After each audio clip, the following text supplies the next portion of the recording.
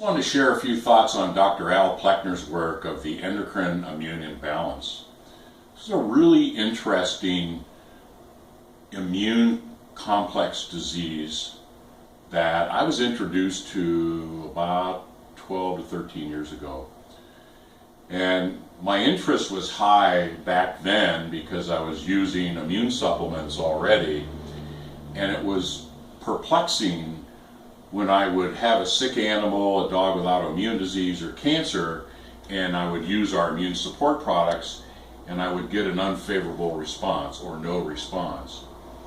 And then I was introduced to Dr. Plechner's work, and it just absolutely meshed or dovetailed with exactly what I was doing in practice, is that this hormonal imbalance disables the immune system and puts it into a dysfunctional state so that we see a lot more chronic disease.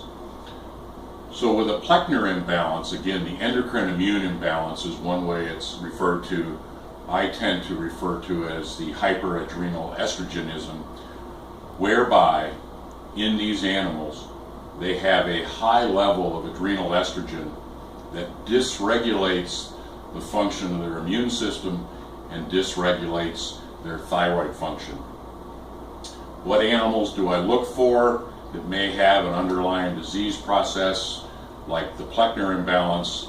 That would be any animal with abnormal behaviors or inappropriate behaviors, any dog with chronic or persistent intestinal issues, any dog with skin problems, any dog with cancer, or any dog with autoimmune disease. In the 12 years of testing animals in my practice, I have never had a dog with cancer have a normal Plechner test. Now, I must say that I have not had the opportunity to test all of my cancer patients, but I don't think it's a coincidence that in 12 years I've never had a patient with cancer have a normal test. So the causes for the Plechner imbalance, there's a lot of theories and ideas. It could be, and there probably is, a large genetic predisposition. It could be an autoimmune disease. It could be stimulated by over-immunization, toxins in food and water. There's some thought now that there may be an issue with iodine deficiencies in animals. I think really we're going to find that it's a multifactorial cause. Probably some genetic predisposition, inappropriate diets, toxins, over-immunizations, you name it. So I think this is something, if you have a pet that's sick, I think that you should be looking into this. This is Dr. Plechner's book, Pets at Risk. It's a really nice introduction to his concepts behind this theory. He's been working on this for over 40 years. He's a very experienced practitioner. He's got a lot to share.